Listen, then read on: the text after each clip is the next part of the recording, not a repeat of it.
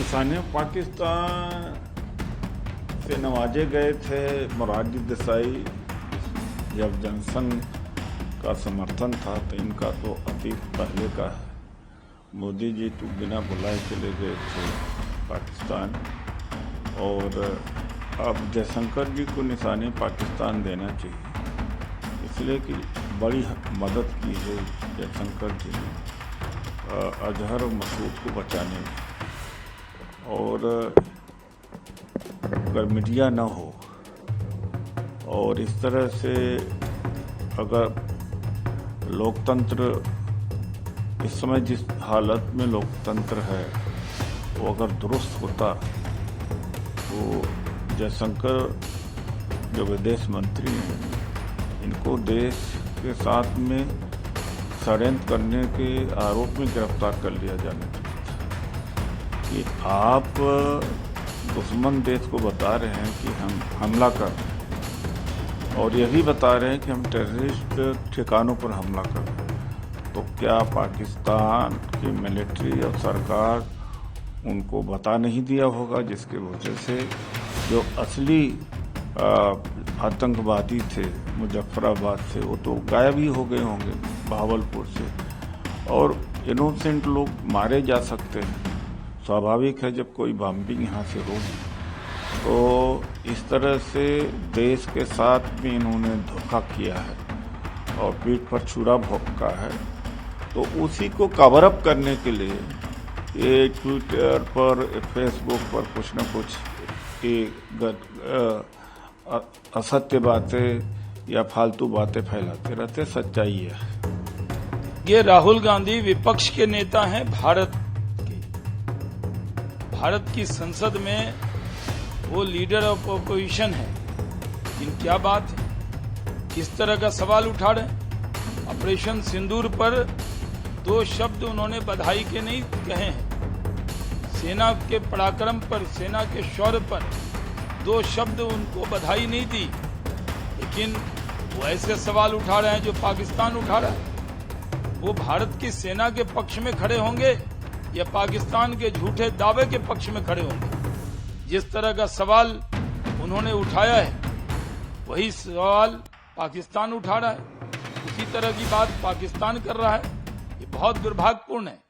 राहुल गांधी को मालूम होना चाहिए कि जिस दिन भारत की आत्मा पे हमला हुआ था 22 तारीख को, उसी दिन से देश ने मन बना लिया था कि पाकिस्तान को सबक सिखाना है।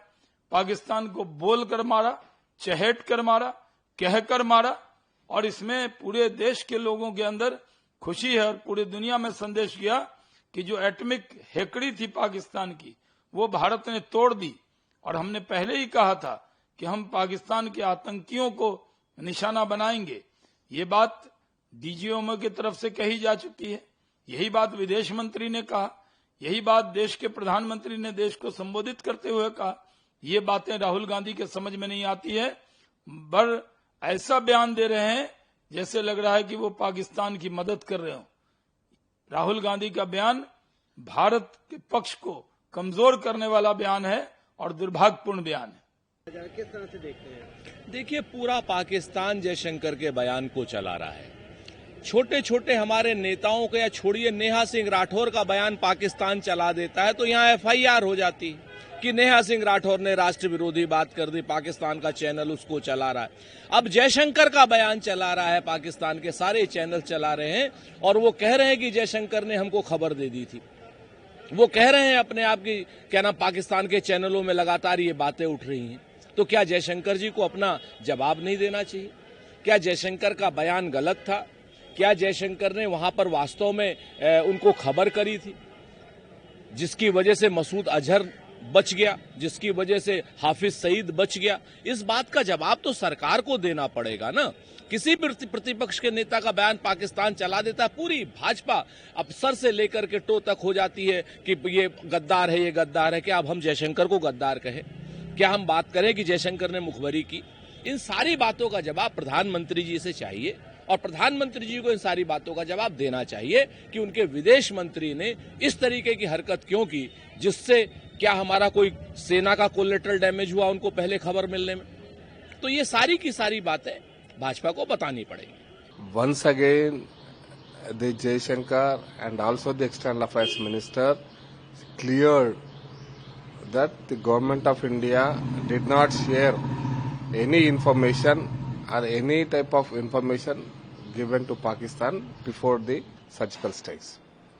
Many a times the External Affairs Ministry and Minister also cleared that, but unfortunately the main opposition party in this country, Mr. Rahul, leader of the opposition also Mr. Rahul Gandhi, did not understand how the information will be shared between the two countries.